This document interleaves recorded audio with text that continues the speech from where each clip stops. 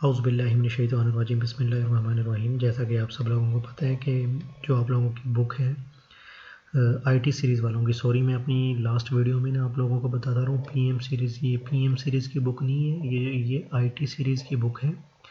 IT series की book के according chapter number 6 हमने स्टार्ट किया और चैप्टर नंबर 6 जो है वो है लूप स्ट्रक्चर। हम लोग लूप स्ट्रक्चर कर रहे हैं। ये जो आप लोगों की बुक है ना, ये देखें, मैं आप लोगों को इसका फर्स्ट पेज दिखाऊं, ये आईटी सीरीज़ वालों की बुक है। ये बुक मैंने आप लोगों को रिकमेंड की हुई है और मोस्टली जो टीचर हैं वो सी प्लस पढ़ाते हुए यही बुक रिकमेंड करते हैं। तो इस बुक के जो अकॉर्डिंग है वो हमने चैप्टर नंबर 6 स्टार्ट किया हुआ है। चैप्टर नंबर 6 है लूप स्ट्रक्चर का।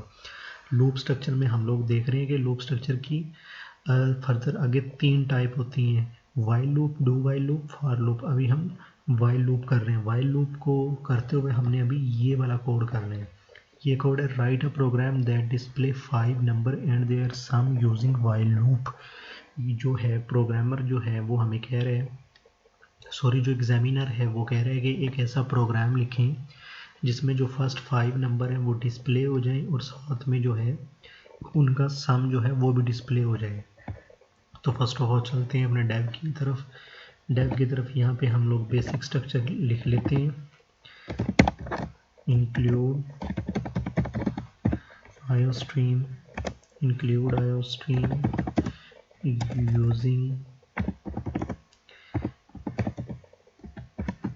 using namespace std main।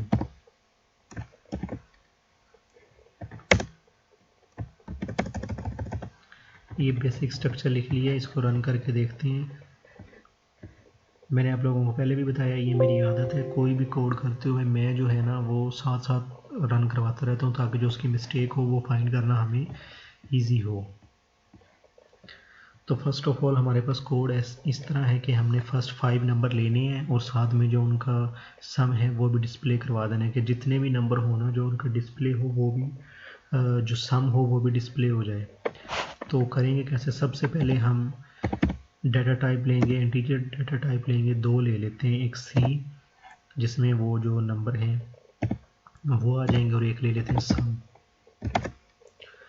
तो हम जो सी के अंदर वैल्यू असाइन करवा देते हैं 1 और सम के अंदर करवा देते हैं 0। इसकी क्या रीज़न है ये भी मैं आप लोगों को बताऊंगा, थोड़ा सा कोड हो जाने दो। जो सी है ये तो मैंने आप लोगों को बताया हुआ है कि इसके अंदर वैल्यू 1 क्यों असाइन करवाते हैं, ताकि जब इंक्रीमेंट हो तो इंक्रीमेंट जो हो वो 1 में 1 इंक्रीमेंट हो तो 2 हो जाए, तो फिर जो सी की वैल्यू हो 2 हो जाए, फिर 1 इंक्रीमेंट हो तो फिर वो 3 हो जाए। तो वो कंडीशन जो है, जो वाइल के अंदर हम कंडीशन लगाएंगे उसके अकॉर्डिंग वो इंक्रीमेंट होता रहे और वो कंडीशन को चेक करता रहे, इसलिए हम इसमें वैल्यू 1 असाइन करते हैं। और सम के अंदर 0 इसलिए की है ताकि 0 हो तो जो वैल्यूज़ हों, जो नंबर्स की वैल्यू हों, जो नंबर जो है जिनमें इंक्रीमेंट हो रहा है वो उसमें अगर 1 लिखते हैं तो वो 1 के अंदर 1 प्लस हो जाएगा ना, हमने जबकि नंबर प्लस करने होते हैं। कोड कंप्लीट होने दो फिर आप लोगों को मज़ीद समझ आ जाएगी। यहाँ पे हम जो वाइल है, वाइल लूप लगा के उसके अंदर हम एक कंडीशन लिख लेते हैं कि जो सी है तब तक चलता रहे जब तक वो जो सी है वो बड़ा ना हो जाए और इज इक्वल टू ना हो जाए 5 के। सी तब तक चलता रहे। ये तो आप लोगों को लाइन की समझ आ गई होगी। तो अब लूप के अंदर हम बॉडी लिख देते हैं। क्या लिखेंगे हम? यहाँ पे लिखेंगे कि भाई सी आउट हो जाए, सी आउट हो जाए, सी ही हमने डेटा टाइप ली हुई है और यहाँ पे एंड लाइन हो जाए। अब हम यहाँ पे कुछ इस तरह से लिखेंगे कि जो सम है वो इज इक्वल टू है सम के ही और प्लस जो है वो है सी के। तो अब आप लोगों को ये समझ आ गई होगी कि यहाँ पे जो है मैंने वो 0 सम को क्यों वैल्यू असाइन कराई है, इस कंडीशन इसके अकॉर्डिंग मैंने ये वैल्यू असाइन करवाई है कि जो सम है वो सम के इज इक्वल टू जो सी के। तो जो पहला सम है वो 1 ही हो जाएगा, दूसरे वाला जो है वो फिर इसके अंदर वैल्यू है जो दोबारा प्लस हो जाएगी, फिर 2 फिर 3 फिर 4 फिर 5, वो ये पांचों आपस में प्लस हो जाएंगे। तो जो हमारे पास सम है वो ज़ाहिर सी बात है 15 ही आएगा, लेकिन देख लेते हैं क्या भी आता है। वैल्यू असाइन करवाने के बाद हम यहाँ पे इंक्रीमेंट कर देते हैं कि जो c को वैल्यू करवा देते हैं कि c में हर दफ़ा एक इंक्रीमेंट हो जाए, c+1 हो जाए। तो ये कोड को हम लोग रन करवाते हैं, क्या होता है ये देखिए 1 to 5 हो गया है। अच्छा हाँ, अभी आप लोगों को क्वेश्चन होना चाहिए ये सम किधर गया है। जो ये सम है ना, ये हमें ये जो वाइल की लूप की बॉडी लिखी हुई है ना, यहाँ इससे बाहर यहाँ पे हमें इसको कॉल करवाना पड़ेगा कि इसको भी तो सी आउट करवाए ना। कंडीशन लग गई, इसके अंदर सब कुछ हो गया है, वो इसके अंदर देख रहा है, लेकिन हमें यहाँ पे जो सम है उसका भी तो आउटपुट करवाना पड़ेगा। हम यहाँ पे लिख देंगे सम कि भाई जो सम इज वो कुछ इस तरह से होगा।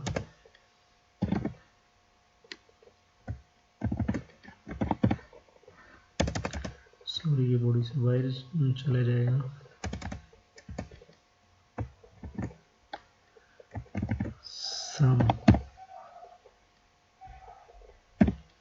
अब इसको देखते हैं। अब ये जो 5 लिखा हुआ आ रहा था, 5 तक काउंटिंग लिखी हुई आ रही थी, अब नीचे सबका सम भी आ जाएगा।